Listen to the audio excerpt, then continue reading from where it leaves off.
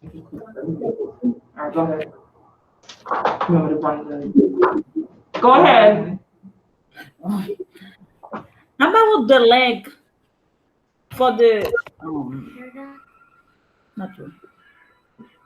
The link for the something? I'm sorry, can you say the link? Say it again. About the link for the science. The sign in? Oh, the form. You fixed it, right? Yes. It should be working now. Let me resend it to you. Okay, thank you. Mhm.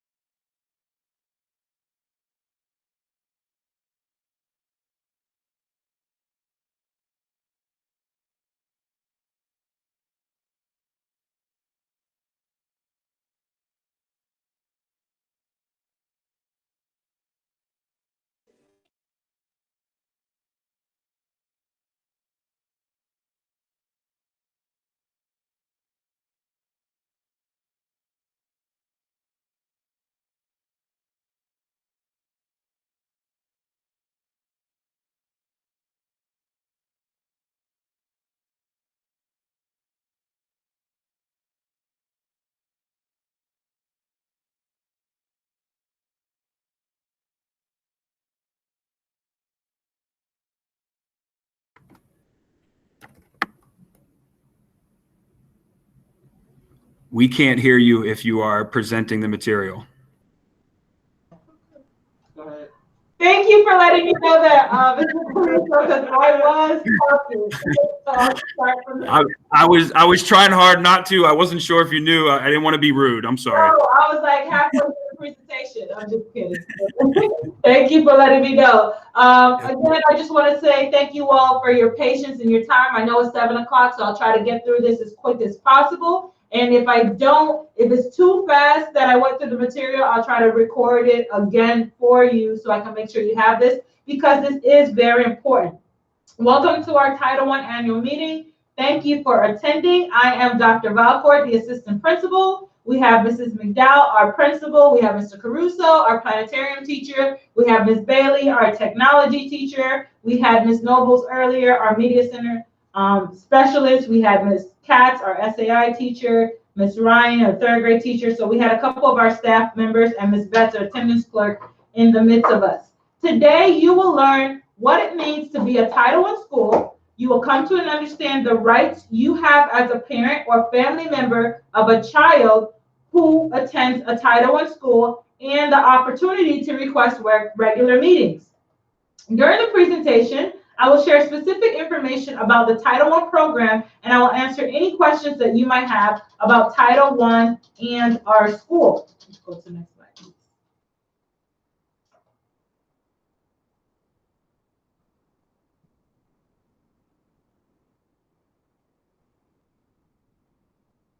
Okay. According to federal guidelines, every Title I school must hold an informational annual meeting, which is this meeting right here. The meeting allows parents and family members to better understand the importance of their role in their child's education. It also gives us an opportunity to ask for your input to help us improve our Title I program. So what is Title I? Next slide. Title I is part of the Every Student Succeeds Act, which is ESSA, E-S-S-A. This was first passed into law as the Elementary and Secondary Education Act in 1965 under President Johnson. The intent of this law was and still is to provide federal funds to schools with the high poverty rates to ensure that all children have the opportunity and resources to obtain a high-quality education. To this, Title I funds are used to support instruction, professional development of teachers, and family engagement programs. Next slide. Schools qualify for the Title I funding based on the percentage of students eligible to receive free and reduced price meals. This is why completing the lunch application is very important. The more students who are eligible, the more funding our school gets. So if you have not, or if you know someone who has not completed the free and reduced lunch price meals, if Mrs. We will post it on Class Dojo a little later, and Mrs. McDowell might post it on the chat tonight. Please make sure you send that to them because it's very important, because again, that's money for our school, money for your child. And so currently lunch is free until December. However, they still are requiring the free and reduced lunch applications moving forward in the new year. And again, so that the federal government can allocate funds specifically for us. So please make sure that is done. The title, next slide, please. The Title I funds are in addition to what the district provides. So it's extra money. The funds are used to supplement and create innovative programs at our school, including support for families. In fact, a set amount must be spent on parent and family engagement. Parents and family members are important stakeholders and have the right to give input into how the school will spend these funds. So parents also have the right to be part of other decision-making committees like SAC, which is what we just had right now, our School Advisory Council, and PTA. So Mrs. McDowell mentioned a fundraiser the PTA is having in this upcoming month to support our school. Like she said, those funds come back to the school to support the children. And parents have the right to request regular meetings. So if you want additional meetings, you have the right to request that. We will be sharing more about parents' rights and family engagement throughout the presentation. Next slide. We also have a Title I section of our school website where you'll be able to locate these documents. Yes. So it's important to note that the school district of Palm Beach County implements the school-wide Title I model. This means all students, teachers, parents, and family members in a Title I school benefit from the funding and services regardless of which students made the school eligible. So regardless if your child qualified for free and reduced lunch or not, they still benefit from that. In a school-wide program, all students, teachers, and families benefit. Next slide. So with that, we have our school-wide plan.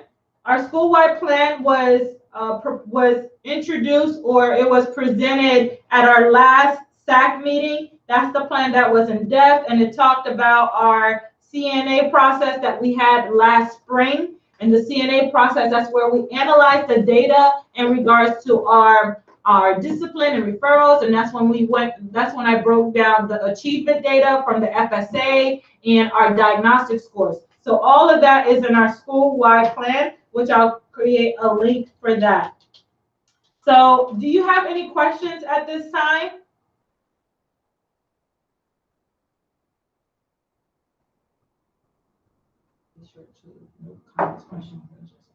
Oh, I gotta have minutes or you do it.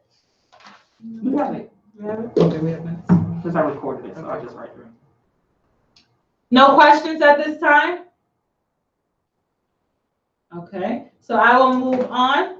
So Title I focus. We're using our Title I funds this year to increase student achievement for all students by hiring a 0.5 reading coach and a 0.5 reading resource teacher, along with a full-time math resource teacher. The reading coach, Explain what it is. yeah. The reading coach will build capacity in the teachers to deliver high-quality, standards-based instruction.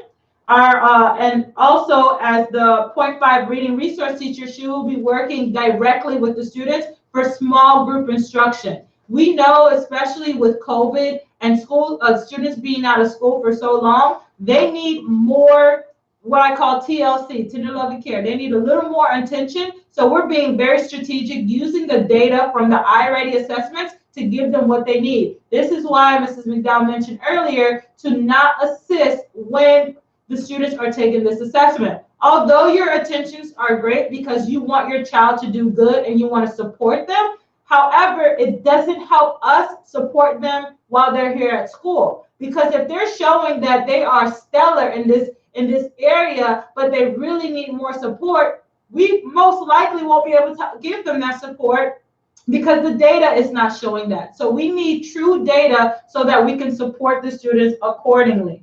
Likewise, with the math resource, we have a full-time math resource teacher, so she's working with students 100% of the time so that more students can be seen during this time. So we're going to have parent-family trainings. The trainings are going to be used to support technology integration because of the time that we're in now with our virtual students. As Ms. Foster mentioned earlier, we are being intentional to make sure that we do not forget about our virtual students and how we're going to integrate our day and everything that we do to include them as well. So we're also going to have professional development for our resource teachers. Next slide.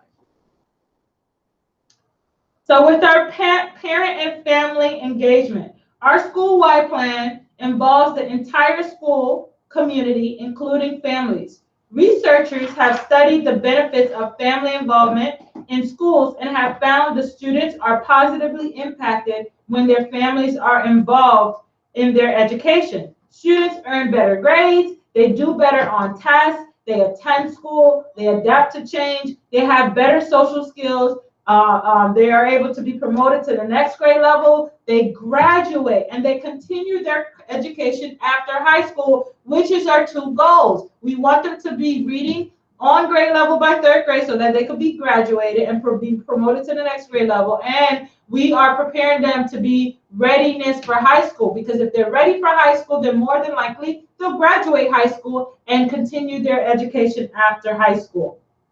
Next slide, please. So the Parent and Family Engagement Plan, also known as the PFAP, we recognize the importance of partnering with families so students reap those benefits. Part of our school-wide plan includes how we partner with families to help students succeed. We have an entire plan that outlines the steps we will take to strengthen our partnership with the families. The plan describes how the school partners with community, volunteers, and businesses to increase student achievement. So although we're not having the volunteers in the community come to our businesses come to our campus in person at this time, there are still other ways that we can have them support our school while we are virtual. It also outlines specific academic trainings designated for parents and family members to learn strategies they can use at home and help their children master specific foundational skills. So some of the things, just like as I just mentioned, in regards to the trainings for our parent and family engagement plan, includes the following. So the trainings that we're going to be offering our staff, first is technology support for home. So we're going to be training the teachers on how to support you all at home. The staff will learn how to implement Google Suite extension tools, also extension tools such as Peer Deck and Nearpod. And the expected impact is for families to support their students with virtual lessons and distance learning. So that's one of the things that we're going to be hosting in this month of October. The second staff training that we're going to have is supporting students with trauma.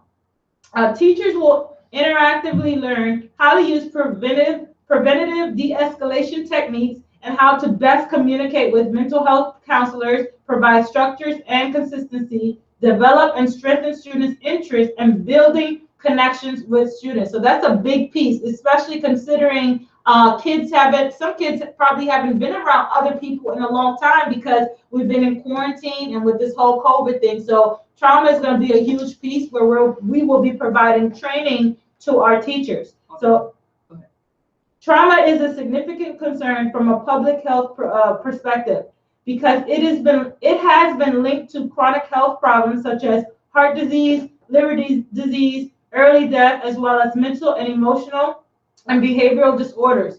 No less profound is the toll persistent exposure to trauma exacts on individual lives. Decreased stress for families while the new learning options that are available to families and students. So that's what the outcome will be from that training. And so on campus, for our students that are on campus, and even for our students that are virtually, we have our behavioral health professional, and that is Ms. Jean Francois. And we have a co-located mental health professional, and that's Ms. Jenna Barton. These are two people, and of course we have our school counselor, Ms. Gretchen Johnson. So those are three people that specialize in working with students with trauma and mental health. And they will also be assisting us with the trainings and supporting our teachers and our parents, as well as our students with mental health and different trauma. And although we may say, oh, they haven't seen anything maybe violent or anything like that, but even the trauma of having to completely change their whole school process of the social distancing, the mask wearing, you know, even outside, it causes a shift in the thought process. And so we want to address that to make sure the students feel comfortable. Okay. And as far as our parent training, so the trainings that we're going to have offered for you this year, we're going to have a series of technology support sessions. Again, because we have a huge, you know, a virtual shift, I strongly believe that we're literally experiencing the change of education right now. This is that pivotal moment that education is changing forever. This moment right here. So we don't want our parents and our community members to be left behind. So the first training is understanding the tech tools used in my child's class. In this training will be used to support student learning at home. Parents will be able to utilize Google Suite extensions. So you'll learn a little bit about that, even muting and unmuting for Ms. Foster.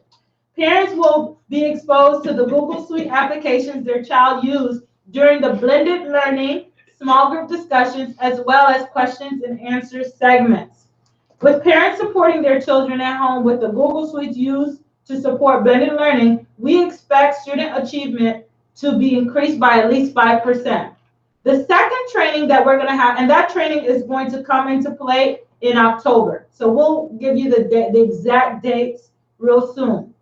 For the second training of our technology support session is going to be using tech tools to support my children in reading and math. So first we gave you the basic training. Now the second one is how do you actually use these tools to support their academic where they are. So to support students learning at home, parents will be able to support their children in navigating technological platforms such as RazKids, iReady, SuccessMaker, and Khan Academy. Parents will be exposed to the technological platforms that their children use in small group instruction, and we're expecting student achievement to increase by at least 5% through this with this training taking place. The third training that training is going to take place in January. The third training that's going to be taking place in March is going to be using tech tools to support my child in high stakes testing. This will to support student learning at home. Parents will understand the expectations of the FSA, which is the Florida Standards Assessment.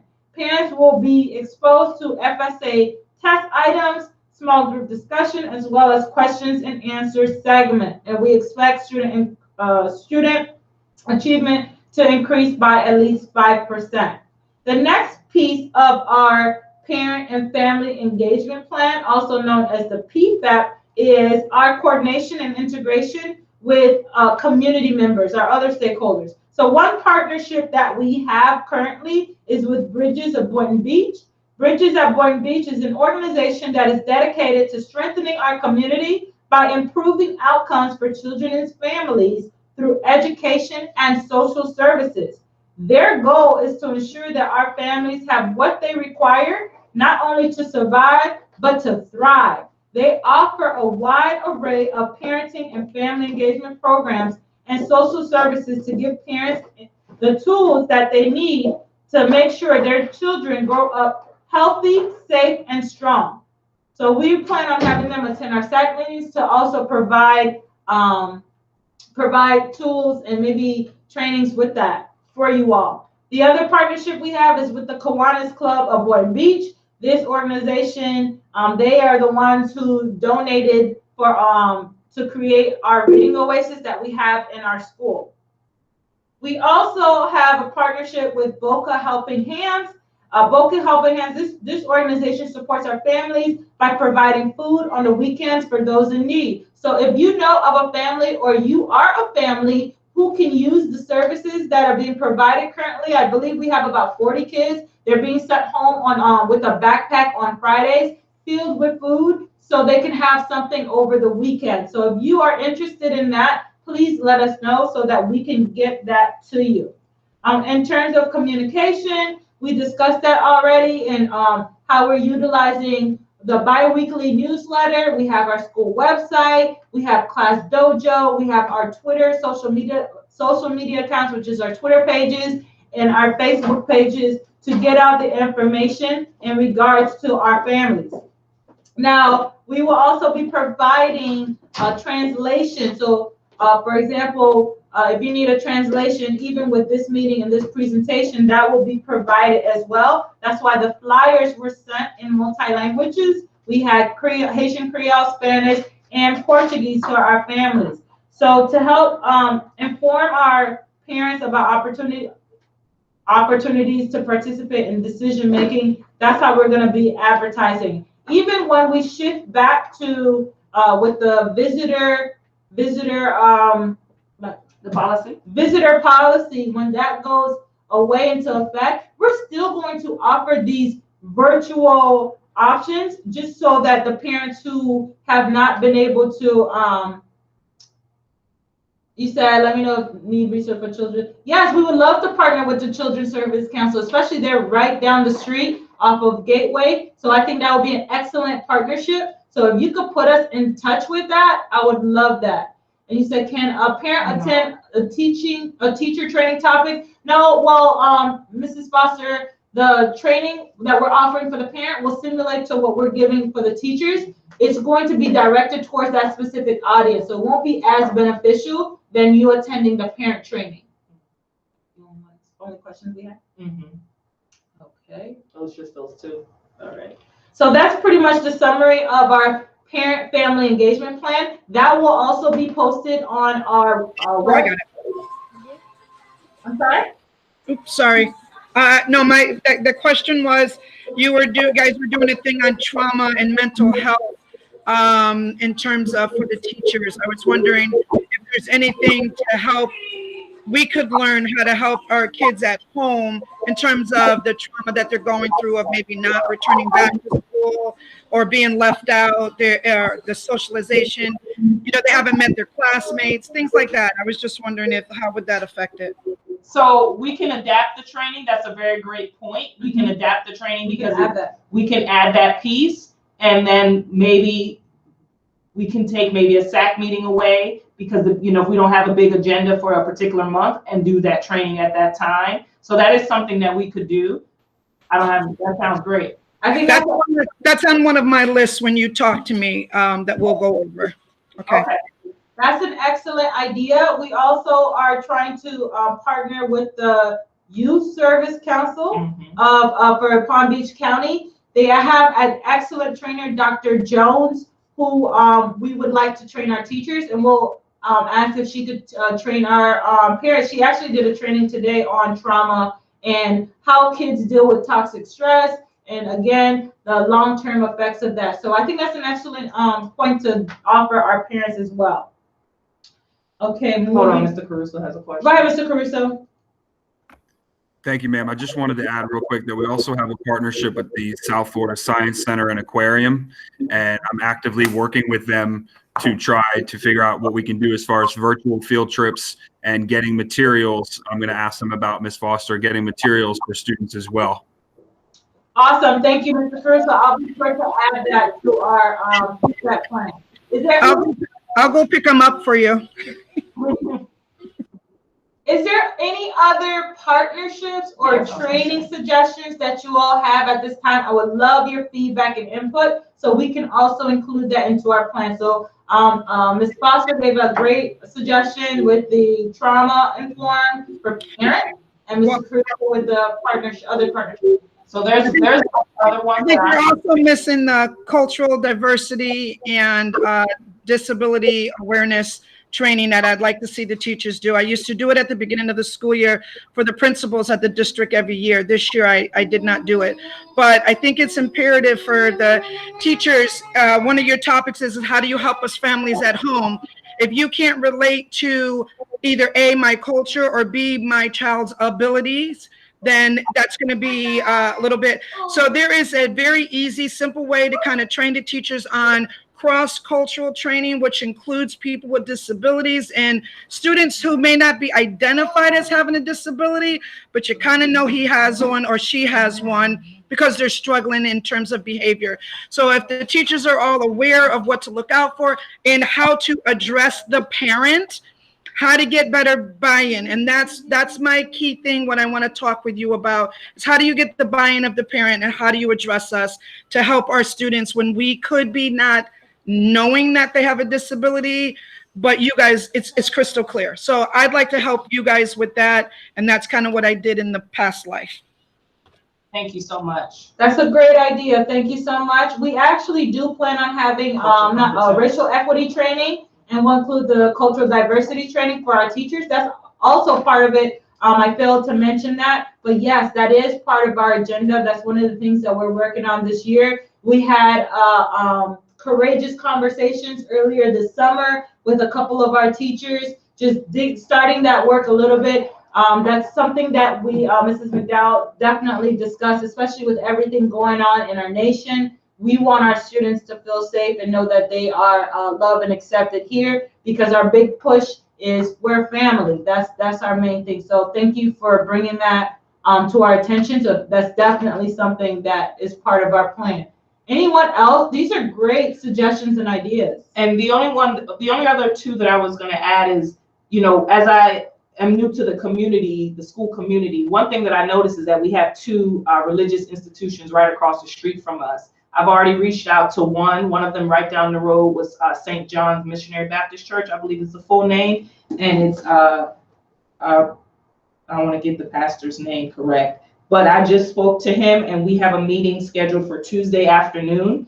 He said that he's trying to build a partnership with the school. Dr. Reverend Jovan Davis is his name. He said he's been trying to build a partnership with the school. So I meet with him Tuesday afternoon, and then the church across the street will be my next phone call. So we are trying to build relationships with our community organizations, especially when you're right across the street. Why not? I mean, it's just right. It's right there. And the Carolyn Sims Center as well. Okay, so we're going to continue with the presentation so we can wrap it up. I know everyone is getting tired. It's been a very long day. All right, so the next part, an important part of the Parent and Family Engagement Plan is our School Parent Compact. The compact is also developed jointly with parents, family members, and staff members and outlines the responsibilities each have to raising student achievement. That's what I presented earlier and what I shared with you all. So the importance of the school compact and everything, if you have any suggestions for next year's compacts, please let me know now at this time.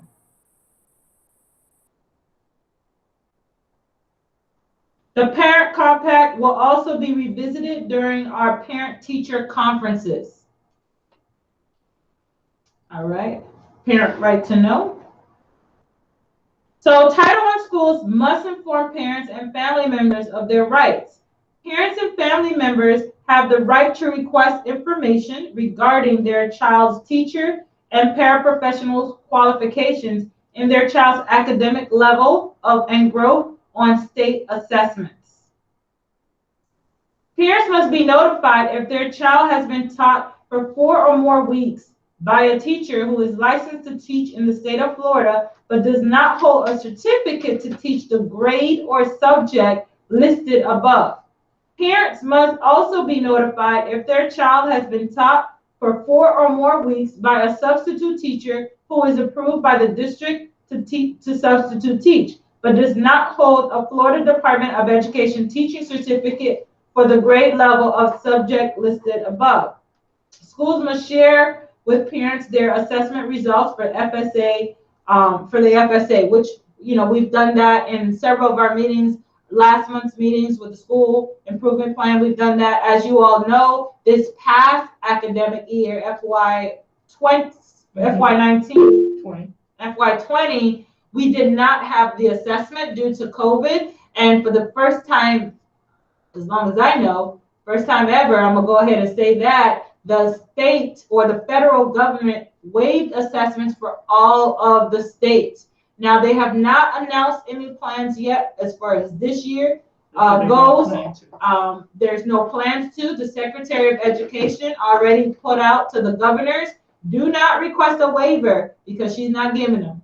However, it's an election year, so we don't know what's going to happen. But as of now, that is not the case. Students will be taking the FSA this year. And as you know, for 3rd grade, that's a mandatory retention year. Next, if the parent or guardian has ever had migrant work and their child moves with or joins the parent anytime, no matter what work the parent does now, then the child may be eligible for services provided by the migrant education program. The parent guardian must be interviewed to see if they qualify.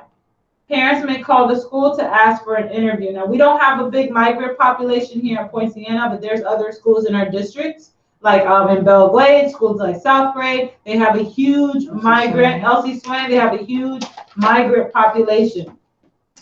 In addition to the services that we provide to the migrant students, do you know that our district also provides and supports services to students experiencing homelessness? Every effort is made to address the needs of students and families experiencing homelessness. Families can contact the school to find more information on the services the school and district provide. Now, homelessness is not just if you don't live in the street. It's considered, let's say, if you share a home. I know for myself, when I first came to the country with my parents when I was in 1st grade, we lived with another family. So that would be considered homeless. I didn't know that as a child then, but that would be considered homeless. So we have support services. Our district has support services for students in that situation. If you're living with multiple families, that's considered homeless. If you're living in a shelter, that's considered homeless. So we have someone. Okay. No, I was just going to tie in on what you said. It's anybody that's sharing a dwelling that does not have a room with a closed door to sleep in. You're identified as being homeless. That is correct. Thank you. And with the McKinney Vento, that's how we're able to help many, many students. So, and they just sent some more updates, I want to say yesterday, about McKinney Vento. So we are able to support students that are in those types of situations. And families, not just the student, but the entire family. Okay, next. Wow, I was able to get it through in 30 minutes. Now, this is the part that's very important. The survey. I need you all to complete this evaluation. Mrs. McDowell is going to put the link in our chat box. We have the survey in English, Haitian Creole, Spanish, and Portuguese. One moment. I'll just give them the link to the survey in case I have to revise the But then I'll have to give. Oh, yeah, it's open. It's not locked, right? Yeah, let me double check right now. The survey links are going out right now, so if you can go ahead and do that for me right now, please. I will be collecting those responses right now. I will greatly appreciate that. And meanwhile, while you're completing that, if you have any questions at this time, please let me know. Okay, that's good, because that box should not be checked, right? Correct. Okay. Okay, so I just sent you the link in English, Haitian Creole, Spanish, and Portuguese. If you could just take a few moments and I'll send it one more time. Let me see if you could copy the entire word, if it goes with the link. What do you mean? Like English survey, Oh, is this a hyperlink? I have to copy the link though. You don't think It it would, won't, it I does just a tried it. hyperlink? It won't let me do it. Just type it in. Oh, 30 minutes wasn't bad. I thought this was gonna be a lot. Mm-mm.